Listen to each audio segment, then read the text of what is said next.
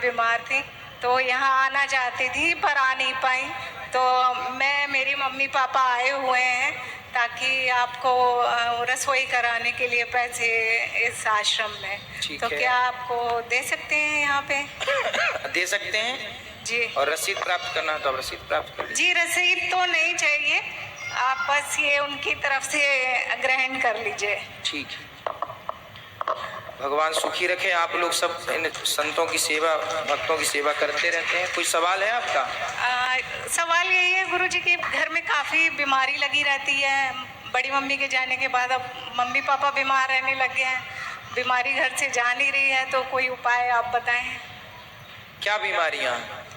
बड़ी मम्मी जो चली गई उनको अचानक से कैंसर हो गया और 2-3 महीने में ही वो चली गई। फिर पापा को हार्ट का प्रॉब्लम हो गया, तो उनको हार्ट की दवा चल रही है। अब इसी तरह बड़ी बड़ी बीमारियां घर कर रही हैं घर में आके।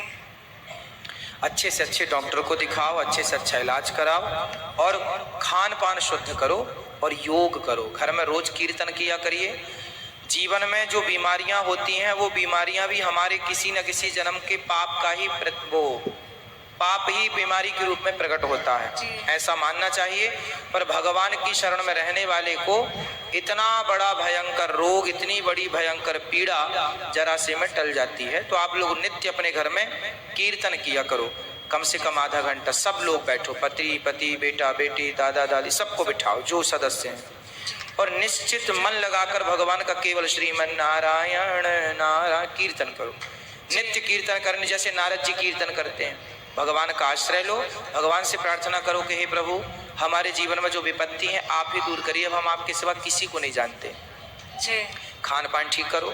चीजें आज हमने कथा में बताया है, क्या खाओ क्या मत खाओ, सुना आपने? आज मैंने नहीं सुना। यूट्यूब पे आज की कथा सुनिएगा, तो काफ़ी चीज़ें बताई हैं। खान पान अधिक से अधिक फल खाना चाहिए, सलाद खाना चाहिए, चावल रोटी से दूरी बनाना चाहिए। गेहूं की रोटी कम खाओ, बाजरे की खाओ, मक्के की खाओ, चीज़ें ज़्यादा अच्छी खाओ, तो आप लोग स्वस्थ रह पाएंगे, है ना। और योग करिए, नियमित योग करना चाहिए सबको, ठीक है। भगवान आपकी रक्षा करेंगे। खुश रहिए।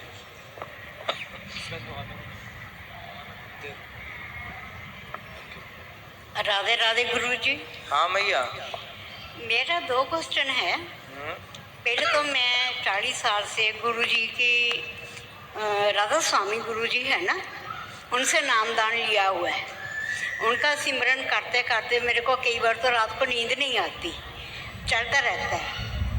और उसके चलने के बाद में जब भी नींद आती है तो कुछ उल्ट पुल्टी सपने आ जाते हैं, समझ नहीं आती, समझ से बहुत बाहर हो जाते हैं, जो कभी सोचा भी नहीं होता ऐसे आ जाते हैं।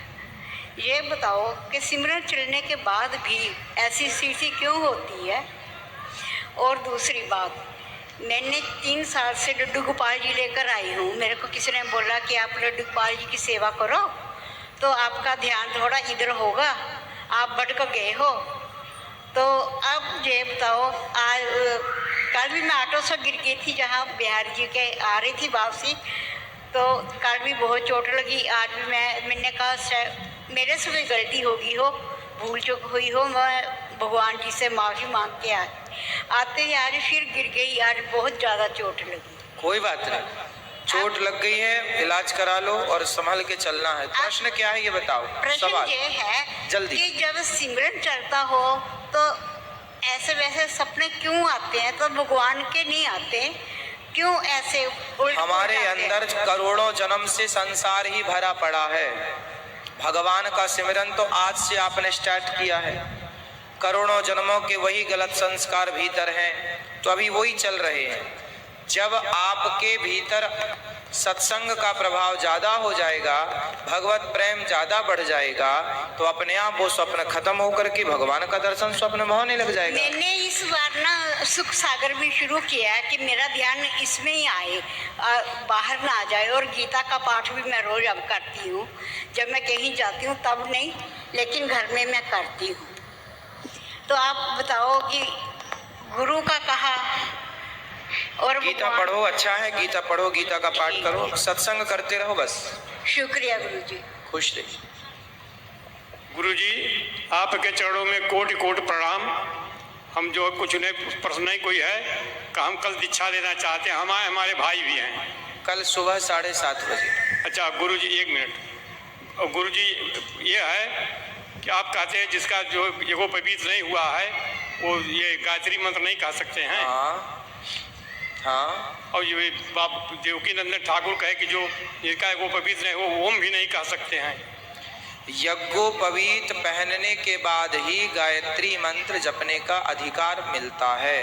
गायत्री मंत्र जपने का अधिकारी वही है जिसने यज्ञोपवीत पहना है, जिसका यज्ञोपवीत संस्कार हुआ है। जैसे हम आज 25 साल से कर रहे हैं गायत्री मंत्र का एक माला डेली। यज्ञोपवीत धारण किए हो? नहीं किए हैं बाबा।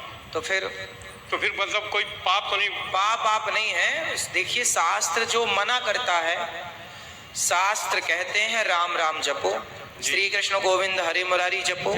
जो जपने का कहते हैं वो जप, उसके लिए कोई यज्ञोपवीत की जरूरत नहीं है। श्री कृष्ण गोविंद हरे मुरारी जपो, श्रीमन नारायण जपो। नहीं, आपसे जब से जुड़े हैं, वेद मंत्र की एक मर्यादा है। जब से आपसे जुड़े हैं 1.5 घंटा सुबह, 1.5 घंटा शाम को हम कीर्तन गाते हैं। बस ठीक है, उसी से कल्याण आधा हो घंटा जाएगा। पूजा भी करते हैं, उसी में गायत्री मंत्र का जाप करते हैं। तो बंद कर दें। गायत्री मंत्र का बंद कर जाप करने की जरूरत नहीं है बिना यज्ञोपवीत के। जी। और ये एक चीज रामचरितमानस में है गुरुजी कि वो जब राजा भानु प्रताप के यहाँ वो भंडारा हुआ, वो जो कपटी राजा आकर के भंडारा किया, तो उसमें कहते लिखा कि निमिष मांस बहु भांति बनाए। हाँ। तो क्या उस टाइम सब लोग मांसाहारी थे? नहीं, सब लोग मांसाहारी नहीं थे। आपने उस प्रसंग को पढ़ा होगा जी। वहाँ जो रसोईया था भोजन बनाने वाला, हाँ, वही जो कपटी राजा था। वो कपटी राजा था। जी। तो कपटी राजा जो है उसने तो राजा को श्राप मिल जाए इस उद्देश्य से ही भोजन बनाया है। जी। तो आपकी दाल में